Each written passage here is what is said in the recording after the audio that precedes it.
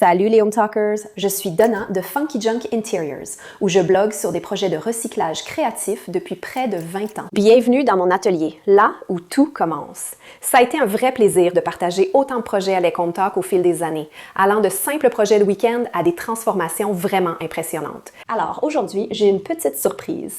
J'ai pensé partager 5 de mes projets préférés qui ont tous un point commun. Ils doivent être vraiment fonctionnels. Ils doivent être esthétiques et faciles à réaliser. Alors commençons. Pour ce projet, je voulais transformer une commode peinte en une commode à l'aspect boisé, avec quelques touches originales. Celui-ci s'est transformé en une véritable œuvre d'art et a aussi rempli sa fonction, sans avoir à décaper la moindre peinture. Vous n'aimez pas décaper la peinture? Rassemblez quelques règles en bois pour cette astuce incroyable qui donne un effet bois. La commode qui supporte la télévision dans ma chambre avait vraiment besoin d'un relooking. Avec des éclats dans la peinture et un tiroir peint que j'avais abandonné à décaper, j'ai mis ma nouvelle idée à l'œuvre. Les tiroirs bombés, qui attendaient depuis longtemps d'être vidés, ont été débarrassés des souvenirs, qui trouveront une nouvelle place. Ensuite, ils ont été nettoyés et retirés. Après avoir retiré tout le matériel TV posé dessus, j'ai bien nettoyé la commode à l'intérieur et à l'extérieur avec de l'eau chaude savonneuse. Puis, je l'ai laissé sécher. J'ai ensuite pris la teinte Noir Charbon de Fusion Mineral Paint. J'ai utilisé un petit pinceau pour peindre les moulures et les zones plus étroites. J'aime appliquer la peinture rapidement, puis utiliser de longs mouvements de rouleau d'un bout à l'autre pour obtenir la finition la plus lisse possible. Les poignées des tiroirs ont été retirées, puis les façades des tiroirs ont été légèrement poncées. Après avoir masqué les côtés de chaque tiroir, les façades et les côtés jusqu'à la peinture ont également été peints en noir charbon. Vous vous souvenez de ma tentative ratée de décapage de peinture? Voici ce que je n'ai pas poncé. J'ai disposé quelques bandes de cèdre et des règles en bois sur le devant des tiroirs, en faisant attention à l'endroit où je voulais placer les mots sur les règles. En traçant une ligne d'un côté des planches, j'ai découpé les planches avec une scie à onglet. Puis, j'ai mesuré chaque tiroir et découpé le reste des bandes de bois pour les ajuster. Toutes les planches ont été légèrement poncées, puis disposées sur chaque tiroir. En prenant des bâtons de colle forte spécialement conçus pour le travail du bois, j'ai collé à chaud chaque bande sur le devant des tiroirs, en travaillant rapidement avant que la colle ne refroidisse. Même si je n'aimais pas trop l'aspect du bois brut, j'ai décidé de peindre les façades des tiroirs avec Tough Coat de Fusion Mineral Paint. Ce produit rend le bois plus facile à nettoyer et donne un peu plus de profondeur à la teinte du bois. Pour renforcer l'ambiance rustique, j'ai choisi des poignées de styles variés à fixer sur les façades des tiroirs pour une touche originale. Et mon meuble TV, qui était autrefois très fatigué, est maintenant une commode effet bois que je n'ai même pas eu besoin de décaper. J'espère que cela vous inspirera à repenser une vieille commode que vous n'avez pas envie de décaper et à la transformer en une merveille rustique grâce à quelques planches et des mètres en bois. Ensuite, voici mon organiseur d'outils fabriqué à partir d'un classeur. Je voulais avoir quelques outils de jardin près de l'entrée de la maison, mais il en a finalement rangé bien plus que ce que je pensais, et il est absolument magnifique. Cherchez un vieux classeur pour essayer cette astuce de rangement fabuleuse. J'ai d'abord bien nettoyé le classeur, à l'intérieur comme à l'extérieur. Pendant que j'attendais qu'il sèche, j'ai vidé la zone des outils de jardin en retirant tous les outils, en balayant les murs et le sol, puis en lavant les murs et en rebouchant les trous. Le classeur a été posé sur 2 planches, cuit peint avec la couleur Ash de Fusion Mineral Paints, à l'aide d'un rouleau en velours. J'ai aussi peint une petite table en bois que j'avais sous la main dans la même couleur pour créer un peu plus de rangement pour ce que j'avais en tête. J'ai acheté un paquet de lattes de cèdre dans mon magasin de bricolage local. J'ai utilisé une latte pour mesurer la largeur du classeur. Puis, j'en ai regroupé environ 5 à la fois pour les couper toutes en même temps. En utilisant un bâton de colle chaude super résistant conçu pour le bois, j'ai appliqué de la colle chaude à l'arrière d'une latte. Puis, je l'ai installé le long du haut du classeur, de gauche à droite. Ensuite, j'ai pris quelques crochets dans une boutique à petit prix. Je les ai peints en noir à la bombe, puis, une fois secs, j'ai redressé les crochets avec une pince pour qu'ils ne soient pas trop inclinés. Les crochets ont été vissés le long du haut du classeur, directement sur les lattes en bois. Comme les 2 rangées de crochets étaient un peu trop longues côte à côte, je les ai décalées, ce qui a très bien fonctionné. Après avoir placé le classeur contre le mur, j'ai rassemblé quelques planches de bois récupérées, plus longues, pour créer une protection murale. J'ai mesuré le point le plus haut de l'outil le plus grand. J'ai relevé les planches au moins jusqu'à ce niveau, en les fixant au mur avec des vis disposées de façon aléatoire. J'ai ensuite accroché tous mes outils de jardin à main sur les crochets. Le petit banc noir servait à ranger un seau pour les herbes arrachées et une caisse remplie de gants de jardin. L'étagère murale a été réapprovisionnée avec tout le nécessaire pour la voiture. Et maintenant, mon espace de rangement dans le garage, complètement transformé, est non seulement beaucoup plus organisé, mais il a aussi fière allure. Tu peux croire qu'il y a une vieille armoire à dossier toute sale en dessous? L'armoire contient tellement d'outils de jardin, ce qui en fait le bac de rangement parfait si tu dois optimiser ton espace. Ces dalles faites avec des plateaux de fête sont absolument incroyables. Tout le monde disait qu'elles allaient se casser. Mais non seulement elles ne se sont pas cassées, elles sont exceptionnelles. Elles sont tellement épaisses, tellement belles, et elles rendent le jardin beaucoup plus fonctionnel, sans se salir les pieds. Vous allez vouloir commencer à garder ces grands contenants à emporter quand vous verrez à quel point ils peuvent facilement améliorer votre jardin. Je prends 2 grands plateaux et 2 petits plateaux de fête, puis j'enlève les couvercles. Je place les plateaux à sec sur le sol d'un petit potager en bac, là où je pense qu'ils seront parfaits. Je verse un peu d'huile d'olive dans chaque plat, puis je l'étale avec du papier jusqu'à ce que le fond et un peu les côtés soient bien enduits. Je prends du béton en sac qui sèche pendant la nuit, j'en mets dans un seau de 20 litres, puis je le mélange avec de l'eau jusqu'à obtenir une consistance de pudding épais. Il est important de porter une protection pour les yeux, la bouche et les mains à cette étape. Il faut aussi veiller à bien rincer les outils pour enlever le béton entre chaque utilisation pour éviter qu'il ne durcisse dessus. J'ajoute maintenant du béton mélangé dans les petits bacs, je les remplis jusqu'en haut, puis je nivelle le béton avec une petite truelle. Ensuite, je prépare un plus grand mélange de béton pour le verser dans les grands bacs en les remplissant sur une épaisseur d'au moins 5 à 8 cm, puis je lisse également la surface avec la truelle. Avec le recul, je pense qu'un mélange un peu plus humide donne une finition plus lisse une fois que c'est terminé. Je laisse les bacs à l'extérieur toute la nuit pour laisser le béton durcir. Le lendemain, le béton a l'air vraiment sec. Alors, je teste un moule en retirant les côtés pour vérifier.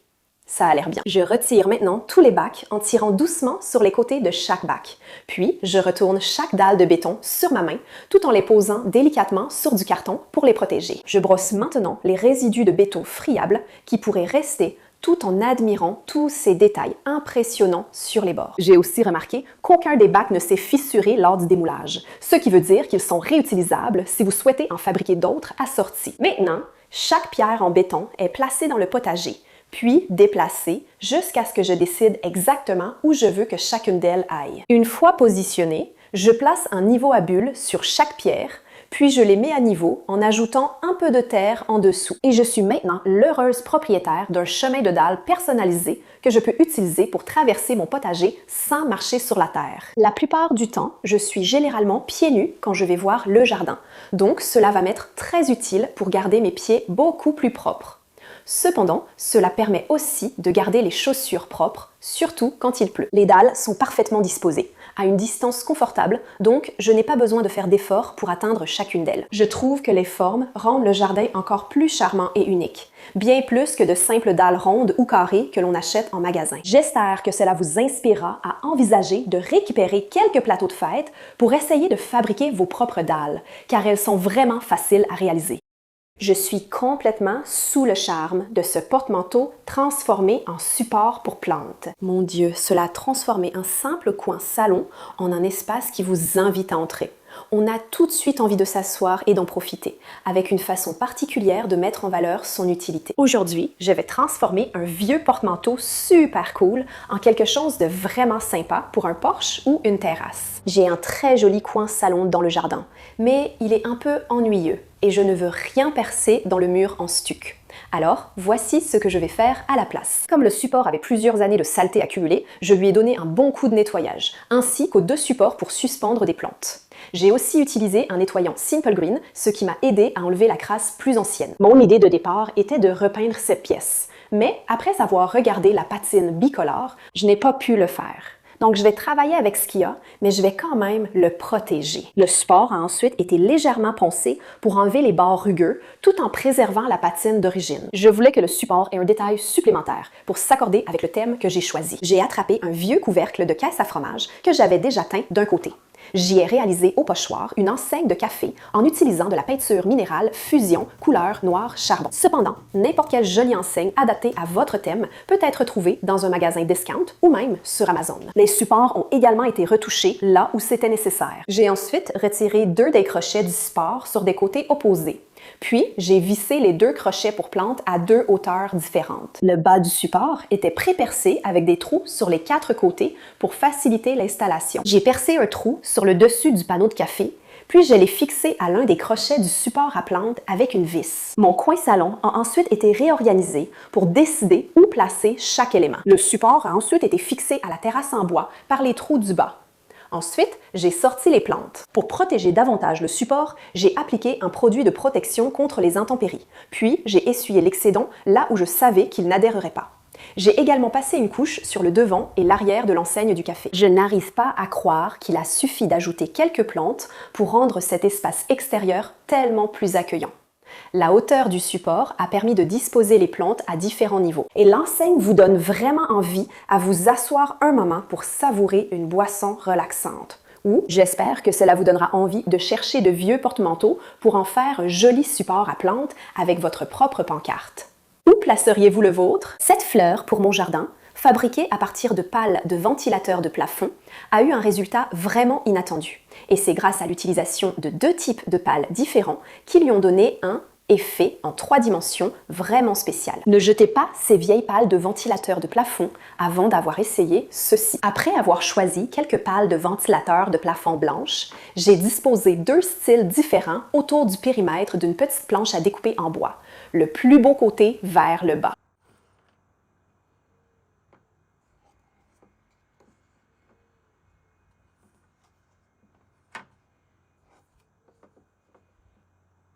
Vous pouvez peindre ces pales de ventilateur de la couleur que vous voulez.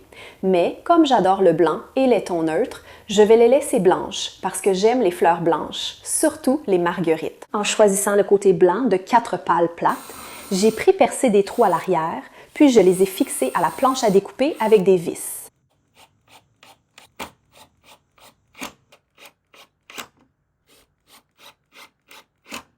J'ai ensuite tenu les pales contre la clôture pour choisir le meilleur endroit où les accrocher. En retournant l'ensemble du bon côté, j'ai inséré une vis au centre de la planche à découper, puis j'ai fixé les pales à la clôture.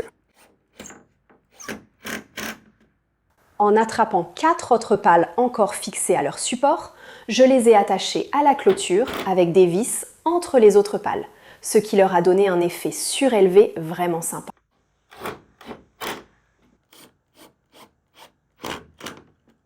J'ai ensuite vissé de larges vis à tête noire tout autour du périmètre de la planche à découper.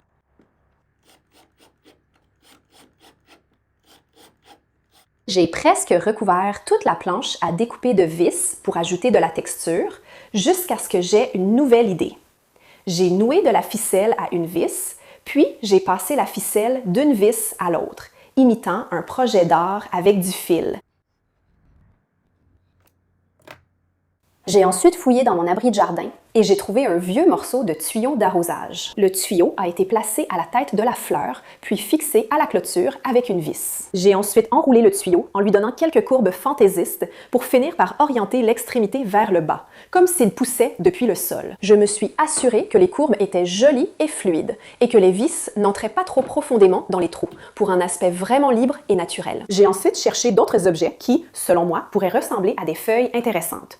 J'ai fixé au hasard quelques plaques d'immatriculation vertes le long du tuyau pour compléter l'apparence. Pour terminer, j'ai pris un produit de protection pour le bois et j'ai peint toutes les parties découpées du ventilateur de plafond qui pourraient s'abîmer rapidement avec le temps. Ensuite, j'ai arrangé le banc de rempotage fait avec le touret à câble avec quelques herbes et pots pour compléter ce coin de jardin fantaisiste.